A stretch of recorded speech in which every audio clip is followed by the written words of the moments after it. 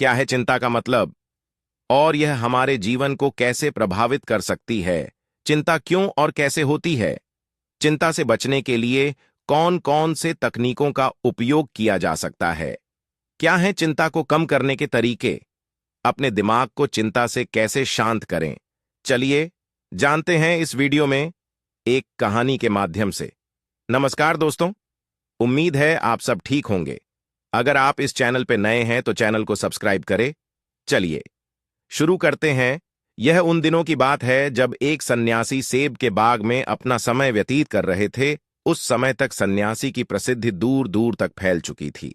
लोग अपनी चिंताओं और समस्याओं का समाधान खोजने के लिए दूर दूर से सन्यासी के पास आते थे।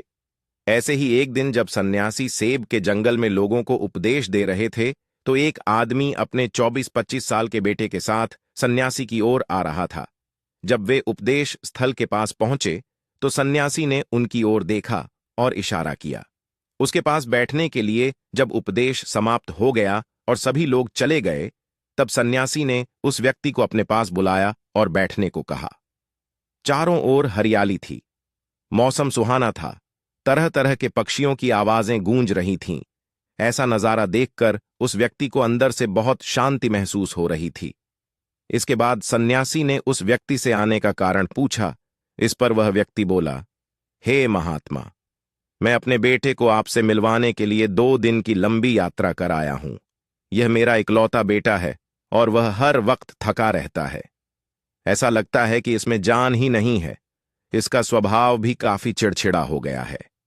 अगर हम इसे कुछ भी कहें तो यह हमारी छोटी छोटी बातों पर गुस्सा हो जाता है। इसकी देखने की क्षमता भी उम्र से पहले ही कमजोर हो गई है और उसके बाल भी सफेद हो रहे हैं। इतनी कम उम्र में बूढ़ा दिखने लगा। मैं समझ नहीं पा रहा हूं कि उसके साथ क्या हो रहा है। हे सन्यासी, मुझे अपने बेटे की बहुत चिंता हो रही है। मैं अपने बेटे को डॉक्टर के पास ले गया तो उन्होंने कुछ दवा दी और कहा, बेटा कम तनाव ले। वह अपने दिमाग पर बहुत अधिक तनाव लेता है, इसीलिए उसकी यह हालत है। लेकिन उन्हें बहुत समझाने के बाद भी मुझे तनाव का मतलब समझ नहीं आया। मुझे नहीं पता कि तनाव क्या है, इसका कारण क्या है और इसे कैसे दूर किया जाए। मेरे बेटे के मन की, लेकिन सबसे पहले मुझे यह समझना होगा कि तनाव क्या है, इसलिए मैं आपके पास आया हूं। सन्यासी, कृपया मेरी समस्या का समाधान करें। यह सुनकर सन्यासी ने उनके बेटे को बहुत ध्यान से देखा। उसके चेहरे को देखा, उसकी आंखों को देखा, फिर उसके हाथों की नाड़ी भी जांची। ये सब अनुष्ठान करने के बाद सन्यासी ने उस व्यक्ति से कहा कि तनाव कोई भी नहीं लेना चाहता, लेकिन फिर भी यह तनाव व्यक्ति के दिमाग को दीमक की तरह जकड़ लेता है और व्यक्ति को पता भी नहीं चलता कि वह तनाव में है।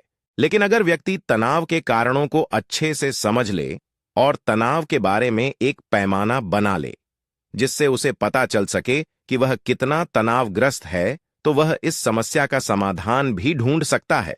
सबसे पहले यह समझ ले कि तनाव क्या है।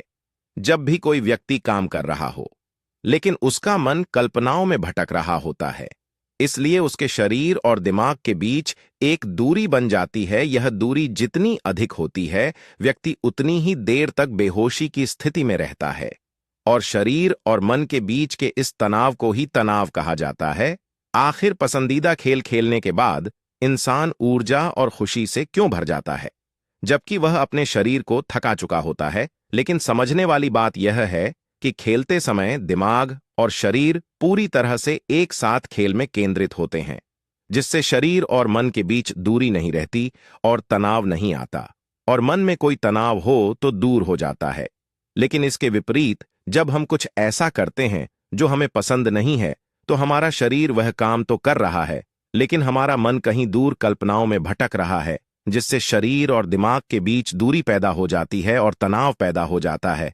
इसलिए ऐसा करना चाहिए, एक समय में केवल एक ही काम करना चाहिए और अपने शरीर और दिमाग की सारी शक्ति उसी एक काम में लगानी चाहिए, ताकि व्यक्ति के अंदर तनाव पैदा न हो। सबसे प्रमुख कारणों में से पहला है अति महत्वाकांक्षी होना। महत्वाकांक्षी होना अच्छी बात है, लेकिन क्या आपने कभी गौर किया है कि उस आदमी का एक लक्ष्य कभी पूरा नहीं होता?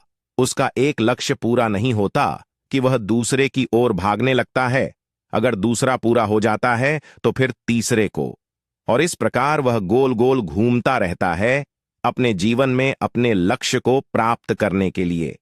इसीलिए जो व्यक्ति अधिक महत्वाकांक्षी होता है, जो बड़े लक्ष्य निर्धारित करता है, वह कभी भी वर्तमान में नहीं रह सकता। उसका दिमाग हमेशा भविष्य की योजना बनाने में व्यस्त रहता है। उसका शरीर वर्तमान में रहता है, लेकिन उसका दिमाग भविष्य में रहता है, जिससे इंसान के शरीर के बीच दूरियां पैदा हो जाती हैं और वह तनावपूर्ण जीवन जीने लगता है। सन्यासी के मुख से यह बात सुनकर लड़के ने सन्यासी से कहा कि इसका मतलब है कि हमें लक्ष्य नहीं बनाना चाहिए, क्योंकि लक्ष्य निर्धारित करना भी महत्वाकांक्षा है। इसी बहाने सन्यासी ने कहा कि जीवन में लक्ष्य रखना कोई गलत बात नहीं है, लेकिन समस्या तब उत्पन्न होती है जब हम अपना सारा ध्यान उस लक्ष्य को प्राप्त करने के परिणाम पर केंद्रित कर देते हैं। व्यक्ति को वर्तमान में जीना चाहिए, एक लक्ष्य निर्धारित करें और उस लक्ष्य को प्राप्त करने के लिए कड़ी मेहनत करते रहें। लेकिन साथ ही आपको यह भी ज्ञान होना चाहिए कि आप अभी भी वर्तमान में जी रहे हैं, और वर्तमान सत्य है। सन्यासी ने आगे कहा कि ईर्ष्या तनाव का एक और बड़ा कारण है। जब कोई व्यक्ति ईर्ष्या और ईर्ष्या से भर जाता है तो उसका मन अंदर ही अंदर सड़ने लगता है। ईर्ष्या एक आंतरिक घाव है, यानी मन का घाव। इंसान के शरीर का घाव तो ठीक हो सकता है, लेकिन मन का घाव कभी नहीं भर सकता। इसलिए कभी भी दूसरों की उन्नति और खुशी से ईर्ष्या नहीं करनी चाहिए, क्योंकि ईर्ष्या तनाव का कारण बनती है।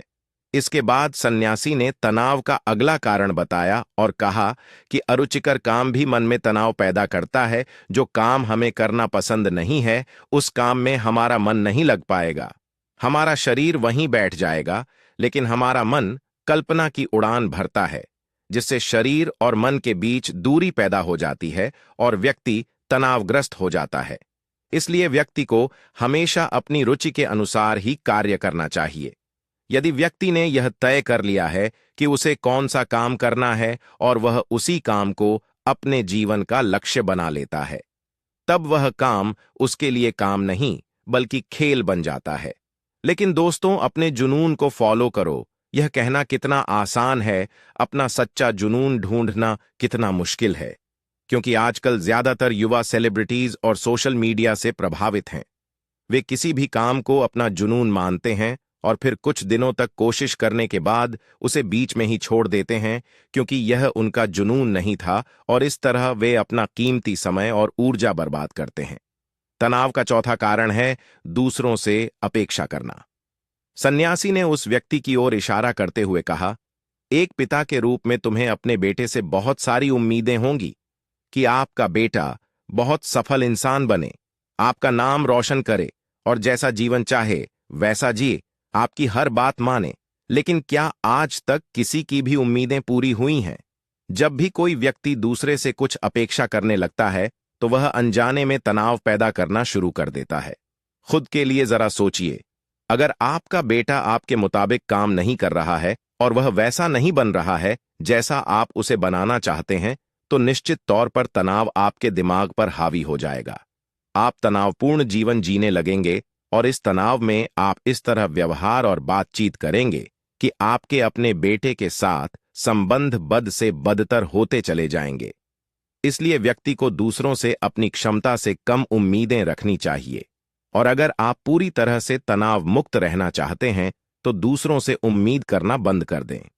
इसके बाद सन्यासी ने कहा कि शारीरिक कष्ट भी मनुष्य के तनाव का एक कारण है। जब कोई व्यक्ति किसी शारीरिक दर्द से गुजर रहा होता है तो उसका पूरा ध्यान उस दर्द पर होता है और वह सारा दिन बस अपने दर्द के बारे में ही सोचता रहता है, जिससे उसका मन दुखद विचारों से भर जाता है और ऐसे में व्यक्ति तनावग्रस्त रहने लगता है। यह सब सुनकर वह व्यक्ति बोला कि हे सन्यासी, शारीरिक कष्ट किसी भी व्यक्ति को हो सकता है, तो क्या वह व्यक्ति जीवन भर तनाव में रहेगा?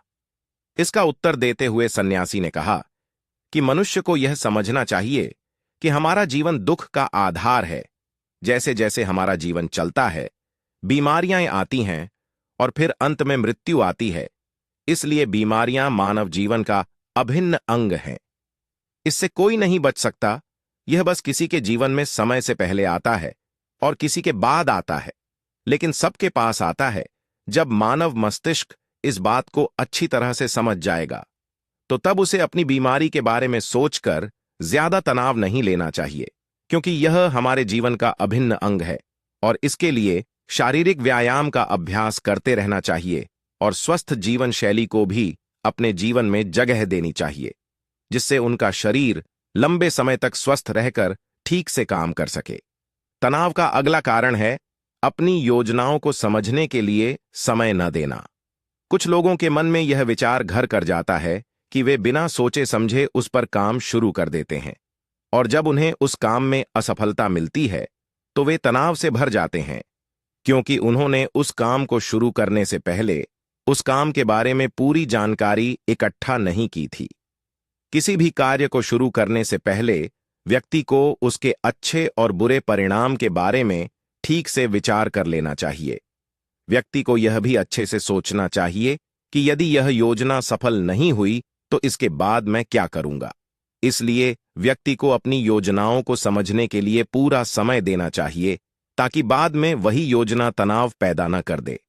तनाव का 7वां सबसे बड़ा कारण टाल-मटोल है। आज का काम कल पर डाल देना। आपने यह कहावत तो सुनी ही होगी कि आलस्य मनुष्य का सबसे बड़ा दुश्मन है। मनुष्य अपने आलस्य के कारण आज के काम को कल पर टाल देता है और फिर टालना उसकी आदत बन जाती है। टाल मटोल करने वाले का काम कभी भी समय पर पूरा नहीं होता है, और अगर किसी कारण से हो भी जाता है तो उतना अच्छा नहीं होता जितना हो सकता था, और फिर यह बात इंसान के अंदर तनाव पैदा करती है। लेकिन आखिरी समय पर टालना या ना करना एक आदत है, इसलिए न चाहते हुए भी व्यक्ति बार बार इस आदत का शिकार हो जाता है और फिर काम को टालता रहता है, और फिर जब काम की समय सीमा नजदीक आ जाती है तो वह उस काम को पूरा करने की कोशिश करता है। इसलिए तनाव मुक्त रहने के लिए व्यक्ति को काम को टालने की आदत को छोड़ना होगा, और यह तभी संभव है जब लोग काम को समय से पहले पूरा करने का प्रयास करेंगे। तनाव का आखिरी और सबसे बड़ा कारण है ज्यादा सोचना। लगातार सोचना भी एक बीमारी है, और यह उन लोगों में सबसे ज्यादा पाई जाती है जो कल्पनाएं करते हैं, जो अतीत की घटनाओं के बारे में सोचते रहते हैं और जो भविष्य के बारे में बेतहाशा अटकलें लगाते हैं।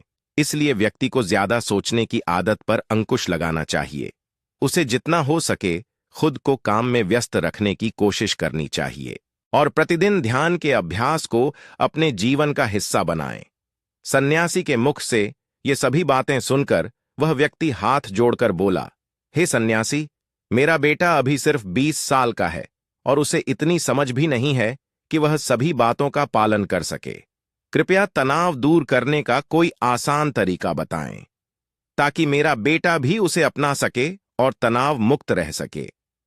उस व्यक्ति की यह विनती सुनकर सन्यासी ने कुछ सोचते हुए उत्तर दिया, यदि आप इतनी सारी बातों का पालन नहीं कर सकते तो इसके लिए एक बहुत ही आसान तरीका है।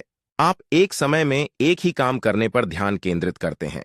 आप उस समय जो कर रहे हैं बस उसी पर ध्यान केंद्रित करें, और यदि आपका मन भटकता है तो जैसे ही आपको याद आए अपना ध्यान उस काम पर लौटा दें।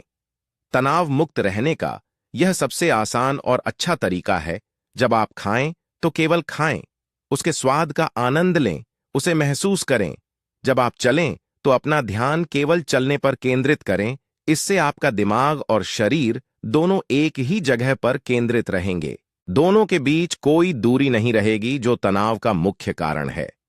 दोस्तों, आज की युवा पीढ़ी एक ही समय में 2 या 3 काम करने की आदी हो गई है, जैसे फोन पर बात करते हुए गाड़ी चलाना, खाना खाते समय टीवी देखना या फोन का इस्तेमाल करना। और फिर उनकी शिकायत रहती है कि मैं तनाव में रहता हूं, मेरा मन बेचैन रहता है, मैं चिड़चिड़ा हो गया हूं। जब कोई व्यक्ति एक समय में 3 काम करता है तो यह स्वाभाविक है तनाव उत्पन्न होना, क्योंकि दिमाग एक समय में एक ही काम पूरे ध्यान से कर सकता है। कभी भी एक ही समय में 2 चीजों पर पूरा ध्यान केंद्रित नहीं कर पाता। इसलिए जहां तक हो सके एक समय में एक ही काम को पूरे ध्यान से करने की कोशिश करें। दोस्तों, मुझे उम्मीद है कि आपको इस वीडियो से बहुत कुछ सीखने को मिला होगा। अगर आपको ये वीडियो पसंद आई हो तो इस चैनल को सब्सक्राइब करें और वीडियो को लाइक करें। धन्यवाद।